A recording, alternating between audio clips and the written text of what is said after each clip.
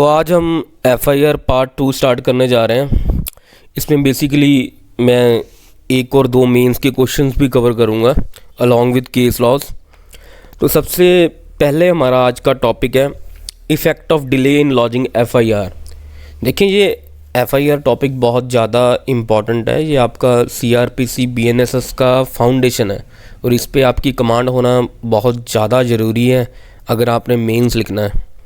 तो सबसे पहले effect of delay in lodging FIR। अगर कोई भी इंसिडेंट होता है तो जनरल रूल ये होता है कि FIR साथ पे साथ रजिस्टर करवानी पड़ती है हमें। बट अगर FIR में डिले होता है तो उसके क्या कॉन्सिक्वेंसेस होते हैं ये हमें देखना पड़ेगा। तो सबसे पहले देखें, क्रिमिनल कोर्ट्स जितनी भी होती हैं उनके लिए वो सबसे ज़्यादा इंपॉर्टेंस इसी चीज़ को देती हैं कि FIR जल्दी से जल्दी हो। अगर आप FIR साथ पे साथ करवा देते हो तो ये बहुत ज़्यादा रेलिवेंट होता है। अगर आप FIR डिले से करवाते हो तो ये कुछ शक पैदा करती है। मतलब ये ना थोड़ा सा ये हो जाता है कि अगर FIR हम डिले से डालते हैं तो इसका मतलब ये होता है कि सोची समझी केस बनाया गया है। मतलब ये एक्यूज़ को फॉल्सली ट्रैप किया गया है किसी केस में। यही मैंने इस स्लाइड के अंदर लिखा हुआ है कि जो क्रिमिनल कोड होती है it attach great importance to the lodging of prompt FIR। Prompt FIR का मीनिंग होता है साथ पे साथ FIR करवाना। बिकॉज अगर आप साथ पे साथ FIR करवा रहे हो तो इसका मतलब ये है कि आप किसी एक्यूज़ को गलत नहीं फंसा रहे हो केस के अंदर। आप किसी एक्यूज़ को इंटेंशनली ट्रैप नहीं कर रहे हो। आपके साथ रियल में जेन्युइनली ये चीज़ हुई है आपके साथ। और ये भी होता है अगर हम FIR डिले से करवाते हैं तो ये भी होता है ना यार, अगर ये इंसिडेंट अभी हुआ है FIR करवा रहे हैं 15 और 20 दिन के बाद, इसका मतलब ये प्रॉपर प्रिपेयर होकर आए हैं। जो इन्फॉर्मेंट है उसको समझाया गया है कि तूने पुलिस के सामने ये बोलना है, ये बोलना है, ये बोलना है। तो मतलब वहाँ पे चांसेस बढ़ जाते हैं कि यार जो इन्फॉर्मेंट है उसे ट्यूट किया गया है, उसे पढ़ाया गया है। तो ये कुछ डाउट्स आ जाते हैं। अगर आप FIR प्रॉम्प्ट करवाते हो तो इन चीज़ों के डाउट आने की कोई स्कोप होती ही नहीं। अगर अभी मेरे साथ इंसिडेंट हुआ, मैंने 4 और 5 घंटे के बाद FIR लॉन्च करवाई तो उन 3 और 4 घंटों में मेरी क्या ट्यूटरिंग करेगा कोई। तो जो प्रॉम्प्ट FIR होती है उसके 2 पॉइंट्स हैं main. It diminish the chances of false implication of an accuse and it diminish the chances of informant of being tutored. जो ट्यूटरिंग के चांसेस कम हो जाते हैं। क्लियर है, आगे बढ़ते हैं।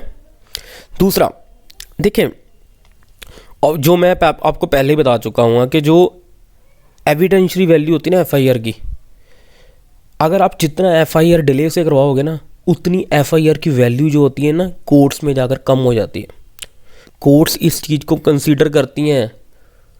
कोर्ट्स पूछती हैं इतना डिले क्यों है FIR में, तो obviously it will raise questions over the relevancy of FIR, over the credibility of an FIR।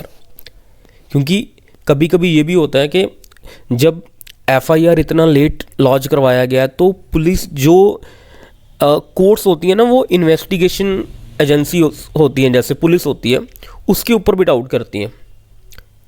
मतलब उस केस के अंदर जो पुलिस का रोल है उसके ऊपर भी डाउट करती हैं। ये चीज़ होती है। क्लियर है। मतलब delay in lodging of an FIR it will form an adverse opinion in the mind of magistrate. Magistrate कौन? जुडिशियल मैजिस्ट्रेट जो कोर्ट में बैठा है। तो वो ये चीज़ें देखते हैं, मतलब कि जो FIR है इंसिडेंट की डेट क्या है, FIR की डेट क्या है। अगर उसमें बहुत ज़्यादा गैप होगा तो obviously they will doubt about that. आगे करते हैं। अब देखें जो डिले होता है ना, ये FIR में डिले होता है, उसकी आप फर्दर क्लासिफिकेशन कर सकते हो। 2 टाइप्स कह सकते हो।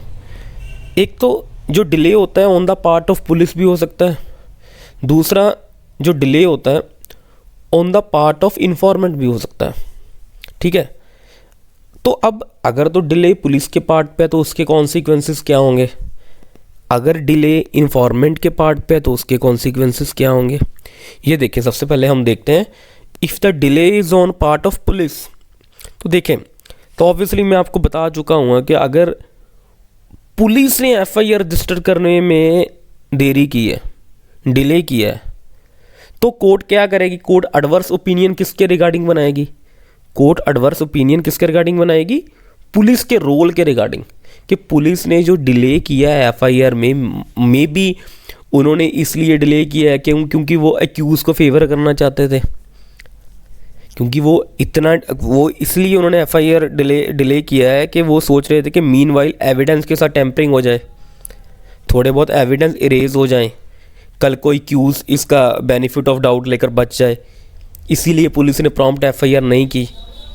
ठीक है, if the delay is on the part of police then court draw an adverse opinion against the police, not against the informant. Clear है? अब आगे देखते हैं। अब अगर डिले किसके पार्ट पे हो, विक्टिम के पार्ट पे हो, इन्फॉर्मेंट के पार्ट पे हो, इसके कॉन्सिक्वेंसेस क्या होंगे ये देखिए। अब इसमें क्या होता है, अगर तो इन्फॉर्मेंट खुद बताता है कि मेरे साथ इंसिडेंट इतनी तारीख को हुआ, जैसे मेरे साथ इंसिडेंट हुआ 15 जैन को और मैंने पुलिस को इन्फॉर्म किया 15 फेब को, वो खुद एफआईआर में बता रहा है, तो अब ये ड्यूटी कोर्ट की बन जाती है कि इन्फॉर्मेंट ये चेक करने के लिए, ये रीज़न ढूंढने के लिए कि इन्फॉर्मेंट ने इतना डिले क्यों डाला, कि whether there is genuine reason for that, whether there is genuine reason behind that delay और नॉट। अब कोर्ट अपने आप को सेटिस्फाई करेगा, तो कोर्ट माइट भी जो इन्फॉर्मेंट होता है उससे क्वेश्चनिंग भी करे कि आपने इतना लेट एफआईआर क्यों लॉन्च करवाया। अगर तो इन्फॉर्मेंट कोई रीजनिंग देता है और कोर्ट उस रीजनिंग से सेटिस्फाई हो जाती है तो ठीक है, तो एफआईआर पे कोई क्वेश्चनिंग नहीं होगी। बट अगर कोर्ट सेटिस्फाई नहीं होती तो उस एफआईआर की एविडेंशियरी वैल्यू को वो इफेक्ट करेगी चीज़। ठीक है, वही चीज़ मैंने लिखा हुआ है, if the delay is on the part of victim और informant then it become duty of the court, ये कोर्ट की ड्यूटी होगी to check out the reason for delay, कि रीज़न क्यों हुआ। ठीक है, तो मैंने ये देखिए एक केस भी डाला हुआ है इसमें, state of Punjab versus Gurmeet Singh. देखो इस केस में ये बताया था, क्योंकि ना देखें कुछ केसेस ऐसे होते हैं ना जिसमें एफआईआर जो होती है ना वो प्रॉम्प्ट, जो इन्फॉर्मेंट होता है ना वो प्रॉम्प्ट एफआईआर रजिस्टर नहीं करवाता। मैं आपको समझाता हूँ, जैसे रेप जैसे ऑफेंसेस होते हैं ना, उनमें अगर किसी के साथ रेप हो जाता है ना, पहले तो बंदा यही सोचता है कि मैं पुलिस के पास जाऊं या ना जाऊं। अगर पुलिस के पास जाऊंगा ये बात लीक हो जाएगी तो मेरी सोसाइटी में मेरी इज्जत की धज्जियां उड़ जाएंगी। तो ऐसे जो केसेस होते हैं, रेप केसेस होते हैं, इसमें जो सोशल स्टिग्मा होता है ना इन ऑफेंसेस के साथ जो अटैच होता है, उसमें कोई भी जल्दी पुलिस के पास जाने की हिम्मत नहीं करता। जैसे रेप के केसेस हो गए, डॉरी के केसेस हो गए, डॉरी के केसेस में कोई इसलिए जल्दी एफआईआर नहीं करवाता घर ना टूट जाए। करप्शन के केसेस हो गए, करप्शन के केसेस, क्योंकि करप्शन ज़्यादा पब्लिक सर्वेंट करते हैं, और करप्शन जैसे पब्लिक सर्वेंट करते, मोस्टली मैं ये नहीं बोल रहा हूँ पब्लिक सर्वेंट अगेंस्ट नहीं बोल रहा हूँ, मोस्टली ज़्यादा पब्लिक सर्वेंट के अगेंस्ट करप्शन के केसेस होते हैं, या कोई पॉलिटिकल एंटिटीज़ वगैरह होती हैं जैसे एमपी एमएलएस हो गए, उनके अगेंस्ट कोई जल्दी एफआईआर नहीं करवाता, डर के बजाय कि उनकी पावर इतनी है कि वो हमारे अगेंस्ट ही ना एफआईआर करवा दें। तो इसलिए जो ऐसे केसेस होते हैं ना, रेप हो गया, डॉरी डिमांड हो गया, करप्शन हो गया, इन केसेस में सुप्रीम कोर्ट ने इस केस में बोला था कि जो डिले होता है वो जस्टिफाइड होता है। इन केसेस में delay it is automatically explained, because ये जो इनके क्राइम की नेचर है ना, the nature of crime and social stigma attached to these crimes explain the delays in lodging FIR itself। तो ये किस केस में हेल्ड किया गया था? State of Punjab versus Gurmeet Singh 1996 supreme court. ये केस को आप अपनी कॉपी में नोट डाउन कर लें, नोट्स बना लें इनके साथ पे साथ, क्योंकि मैं पीपीटी शेयर नहीं करने वाला। आगे नेक्स्ट केस लिखते हैं, P Raja Gopal versus state of Tamil Nadu. देखो इन्होंने ये चीज़ बोली थी कि देखें नो डाउट जो डिले होता है ना एफआईआर में वो रेलिवेंट होता है, बट अगर डिले इन्फॉर्मेंट के पार्ट पे है और विक्टिम के पार्ट पे है और वो कोर्ट को एक्सप्लेनेशन देता है और कोर्ट उस एक्सप्लेनेशन से क्या हो जाता है, सेटिस्फाई हो जाता है, तो कोर्ट उस मैटर को नॉर्मली देखेगा, ऑन मेरिट डिसाइड करेगा। तो एफआईआर के जो एफआईआर में डिले हुआ है उसे कंसीडर नहीं करेगा। मतलब एफआईआर को नॉर्मल ऑर्डिनरी वे से ट्रीट करेगा, ठीक है। बट अगर कोर्ट सेटिस्फाई नहीं होता इन्फॉर्मेंट की रीजनिंग से कि एफआईआर डिले क्यों हुई, देन कोर्ट डाउट करेगा उसकी रेलिवेंसी पे, एफआईआर की रेलिवेंसी पे। अदरवाइज अगर कोर्ट सेटिस्फाई है तो कोर्ट उस मैटर को ऑन मेरिट डिसाइड करेगा। ये कौन से केस में हल्ट किया गया था? P Raja Gopal versus state of Tamil Nadu 2019 supreme court. ये देखिए मैंने लिखा हुआ है, it was held that delay in FIR not to be given much importance in some cases. If delay in lodging FIR is explained, the court will decide the matter on merit without giving much importance to such delay. The court is duty bound to determine whether the explanation given is satisfactory or not. ठीक है। अब ना एक ना इसमें doubt होता है कि एफआईआर लॉज कौन करवा सकता है। मैं आपको बताता हूँ, जो एफआईआर लॉज होता है ना, एफआईआर जो होता है ना वो विक्टिम जिसके अगेंस्ट ऑफेंस हुआ है, जिसके साथ ऑफेंस हुआ है, वो भी लॉज करवा सकता है, उसे विक्टिम बोलते हैं। दूसरा, एक किसी के साथ ऑफेंस हुआ, आप वहाँ पर खड़े थे, आपने देखा यार उसके साथ बहुत गलत हुआ, आप क्या हुए? इन्फॉर्मेंट हुए ना, आप विटनेस हुए, तो आप भी एफआईआर लॉज करवा सकते हो। तो सेकंड पॉइंट क्या हुआ? इन्फॉर्मेंट भी एफआईआर लॉज करवा सकता है। थर्ड, जो हैरान करने वाली चीज़ है, जिसने ऑफेंस किया है, जो अक्यूज़ है, वो भी एफआईआर लॉज करवा सकता है। इसको बोलते हैं कन्फेशनल एफआईआर। ये हम आगे जाकर कवर करेंगे। तो एफआईआर कौन कौन लॉज करवा सकता है? Informant, victim and accused, that would be amount to confessional FIR। आगे देखते हैं। ये देखो मैंने कंक्लूजन में लिखा हुआ है कि it is not hard and fast rule, there is no hard and fast rule that delay in lodging FIR would automatically render the case doubtful. It depends upon the facts and circumstances of the case. याद रखिए, it is the duty of the court to check out the reason behind such delays if the delay is on the part of informant. Clear है? करें आगे। कौन से दो के इस क्वेश्चन के, ये मैंने क्वेश्चन कवर कर दिया। इस क्वेश्चन के अंदर दो केस लॉ कवर किए हैं हमने। State of Punjab versus Gurmeet Singh 1996 supreme Court. दूसरा किया हमने P Raja Gopal versus state of Tamil Nadu 2019 supreme court. Please notes making करें। नेक्स्ट, जब कोई भी एफआईआर बनती है ना, एफआईआर जो उसकी 5 कॉपीज़ होती हैं। याद रखें, ये प्रैक्टिकल ये आपको काम आएगा। अगर जब भी एफआईआर रजिस्टर्ड होती है ना, उसकी 5 कॉपीज़ होती हैं। एक कॉपी तो किसको दी जाती है? जो एफआईआर लॉन्च करवाने आया, इन्फॉर्मेंट आएगा, जब विक्टिम आएगा, कोई भी जो एफआईआर लॉन्च करवाने आया, एक कॉपी उसको दी जाएगी। ठीक है, फर्स्ट कॉपी। दूसरी कॉपी पुलिस के लिए, पुलिस अपने पास रखेगी। तीसरी कॉपी जो इलाका मजिस्ट्रेट होता है ना, मतलब इलाका मजिस्ट्रेट मीनिंग जो वो थाना है जिस थाने में आपने एफआईआर लॉन्च करवाई है, मतलब वो पुलिस स्टेशन जिस जुडिशियल मजिस्ट्रेट के अंडर आता है। देखिए, जो पुलिस स्टेशन होते हैं ना, वो हर एक जुडिशियल मजिस्ट्रेट के अंडर होते हैं, उसे बोलते हैं इलाका मजिस्ट्रेट। और एक कॉपी उसके पास भी जाएगी, जिसे बोलते होते हैं अकरेंस रिपोर्ट। ये जो अकरेंस रिपोर्ट है सीआरपीसी में 157 में दिया हुआ है। अब बीएनएसएस में बताएं कौन से सेक्शन में दिया हुआ है, बताएं। ये दिया हुआ है 176 में दिया हुआ है, 176 बीएनएसएस। ये मैंने यहाँ पे लिखा नहीं है इसलिए, सो दैट आपको मैं टेस्ट कर सकूँ आपको सेक्शन याद भी है या नहीं है। अकरेंस रिपोर्ट का सेक्शन बीएनएसएस में 176 है।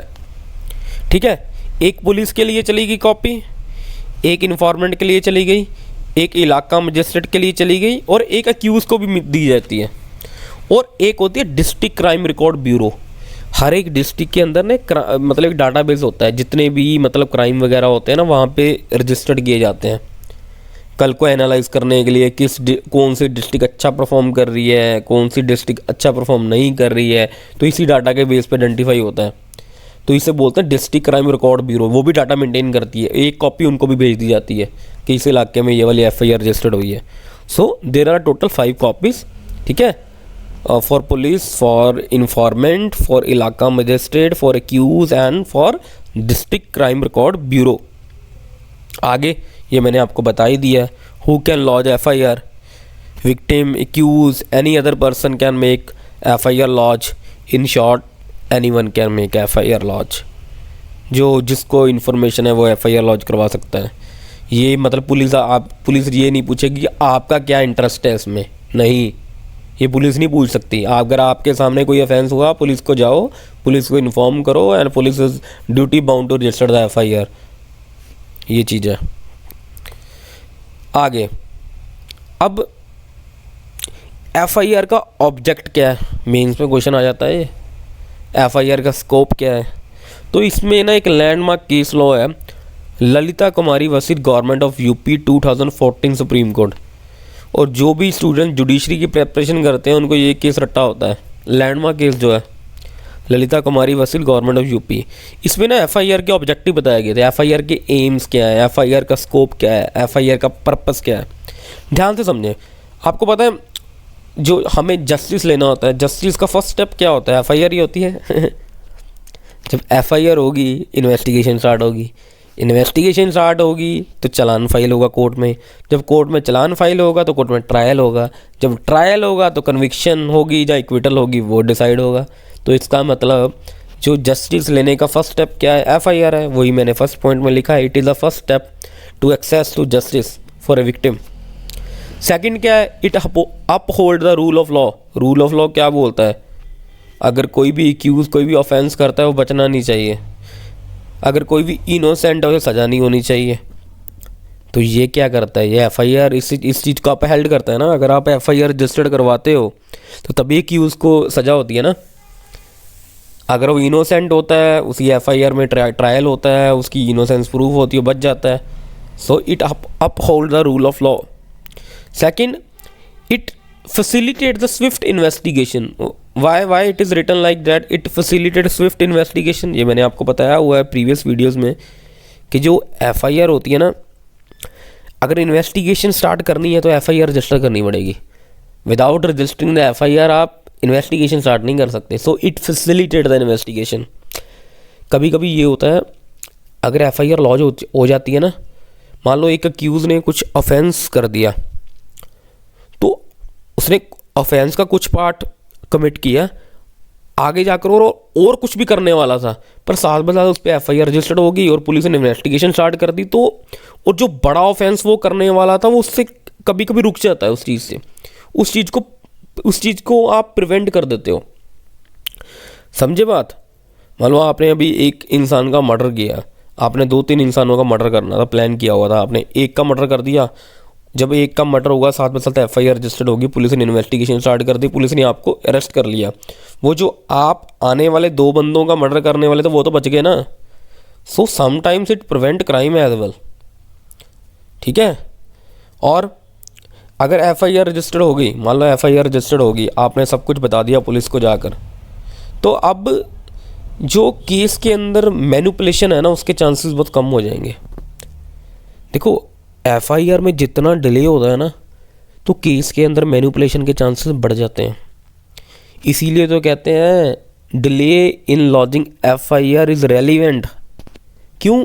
क्योंकि जब केस के अंदर मैनिपुलेशन करने के चांसेस बढ़ा रहता है। क्यों कोर्ट्स जो होती हैं वो प्रॉम्प्ट FIR को बहुत ज़्यादा प्रायोरिटी देती हैं, क्योंकि उनको लगता है कि इस केस में मैनिपुलेशन नहीं हो सकती। ठीक है। It leads to less manipulation in criminal cases. अगर FIR रजिस्टर्ड होगी, साथ में साथ इन्वेस्टिगेशन स्टार्ट हो जाएगी, इन्वेस्टिगेशन स्टार्ट होगी, साथ में साथ 161 और 170 180 BNSS के स्टेटमेंट्स हो जाएंगी विटनेसेस की।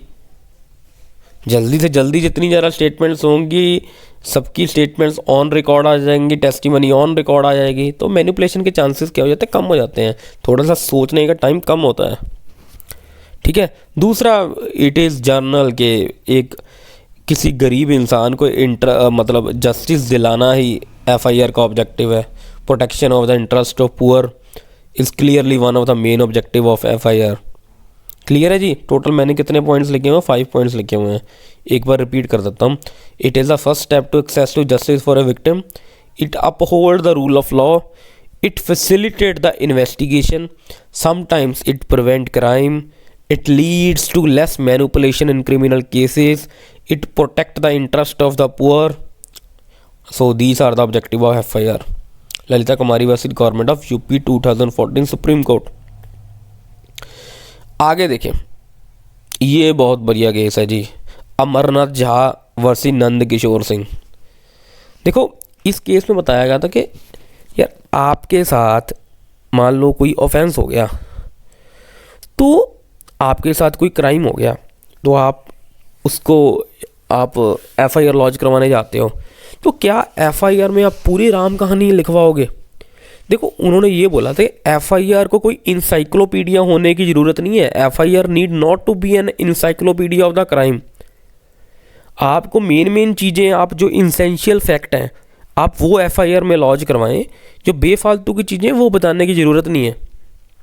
यही अमरनाथ झा वर्सेस नंद किशोर में बताया गया था कि FIR is not an encyclopedia of the crime, कि क्राइम की एक एक चीज़ आप एफआईआर में बताएं कि मेरे साथ वो इतने कदम चलकर आया, इतनी मतलब टोटल नंबर ऑफ गालीज उसने मेरे को इतनी दी, मेरे को इतना मारा उसने, मतलब हर एक डिटेल बताने की ज़रूरत नहीं है। जो इंसेंशियल फैक्ट्स हैं, जैसे उसने आपको लाठी से मारा, नंबर ऑफ पर्सन कितने थे, मारने से पहले उसने आपको कॉल किया, ठीक है ना, तो ये ऐसी चीज़ें जो इंसेंशियल फैक्ट्स हैं ना, वो ही बताने की ज़रूरत होती है। अगर आप बेफालतू की चीज़ें नहीं बताते हैं तो उससे एफआईआर पे कोई इफेक्ट नहीं पड़ता।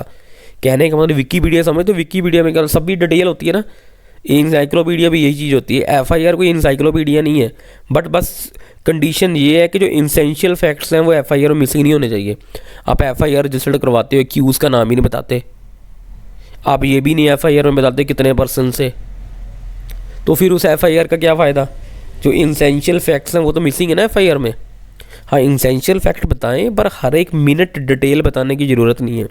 सो इस केस की एक ही टैगलाइन याद रखें, FIR need not to be an encyclopedia of the crime, but obviously if the essentials and important facts in the FIR missing, then it points towards the suspicions that the crime may be itself staged। क्या पता crime, ये case बनाया गया case है, intentionally बनाया हुआ case है, ऐसे लगता है फिर कि एफआईआर में तो कुछ बताया भी नहीं, पर पुलिस ने फिर भी केस रजिस्टर कर दिया।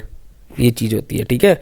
दो केस मैंने बताया आपको, Lalita Kumari versus government of UP 2014 supreme Court, दूसरा Amarnath Jha versus Nand Kishore Singh 2018 Supreme court. ये याद रखें, बहुत इंपॉर्टेंट केस हैं ये, ठीक है जी। आगे देखें, अब आपने एफआईआर लगवाई, एफआईआर में जो सबसे इम्पोर्टेंट विटनेस है आपके साथ जब क्राइम हुआ, तो उस टाइम आसपास लोग खड़े थे, आपको जब वो जो एक्यूज़ था आपको मार रहा था, आपको कुछ लोगों ने बचाया, आपको जिन लोगों ने हॉस्पिटल पहुंचाया, आपको बचाया, वहाँ पे आपने उनके नाम बताया ही नहीं।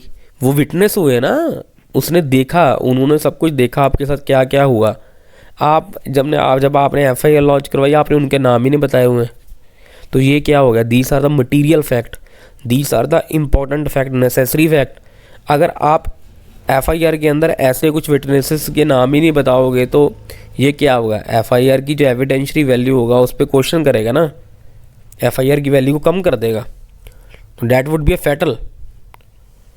अब कंक्लूजन लिखा है मैंने, देखो, FIR is the first step towards to access justice, आपको पता है, but it does not need to contain each and every minute detail about the offence. जो नंदलाल किशोर वाले केस में बताया गया था ना, FIR is not a encyclopedia of the crime, just you just have to elaborate the material fact, it must be included in the FIR, ठीक है। ये वाला केस था अमरनाथ झा वर्सेस नंद किशोर सिंह, ठीक है जी। अब देखें, आपको ये भी चीज़ बताता हूँ, एक जो एफआईआर होती है ना, आपको मैंने बताया था, जो जब भी कोई इन्फॉर्मेंट जाता है एफआईआर लॉन्च करवाने, उसको एक कॉपी दी जाती है, उस कॉपी को कोई पैसे नहीं मिलते, पैसे नहीं लगते, आपको फ्री कॉपी दी जाएगी वो, ठीक है, फ्री ऑफ कॉस्ट प्रोवाइड की जाती है कॉपी। ये जब आप 173 BNSS पढ़ोगे, उसमें 170 सेक्शन 173 सब सेक्शन 2 में ये बताया हुआ है कि that the copy of FIR would be provided free of cost to the informant. ये कौन से सेक्शन में गिवन है? 173 सब सेक्शन 2, याद रखें इस चीज़ को। और इसमें लैंडमार्क केस लॉ था, ये आपने याद रखना है, केस पेपर में आता है ये। Youth bar association versus union of India 2016 supreme court. ये केस लॉ क्यों इम्पोर्टेंट है, ध्यान से सुने। इस केस लॉ के अंदर सुप्रीम कोर्ट ने डायरेक्शन दी थी पुलिस को कि जब भी कोई एफआईआर होती है तो एफआईआर होने से 24 घंटे और 72 घंटे के बीच में, मतलब विद इन 3 डेज, जो पुलिस होगी उसे अपनी वेबसाइट पे एफआईआर को अपलोड करना होगा। जस्ट स्टेट गवर्नमेंट को अपनी वेबसाइट पे एफआईआर अपलोड करना होगा। मतलब विद इन 72 आवर के बीच में पुलिस को या स्टेट गवर्नमेंट को अपनी वेबसाइट पे एफआईआर अपलोड करनी होगी। मतलब हर कोई अब एफआईआर देख सकता है, मतलब it becomes a public document, ठीक है। बट ये जो कुछ थोड़े से सेंसिटिव केसेस होते हैं ना, उनमें कभी कभी एफआईआर को मतलब अपलोड नहीं करते हैं वो, ठीक है। तो ये कौन सा केस लॉ था, youth bar association versus union of India 2016 supreme court. ये आता है प्रीलिम्स में, please note down. Thank you. अब नेक्स्ट वीडियो में मिलेंगे अब हम।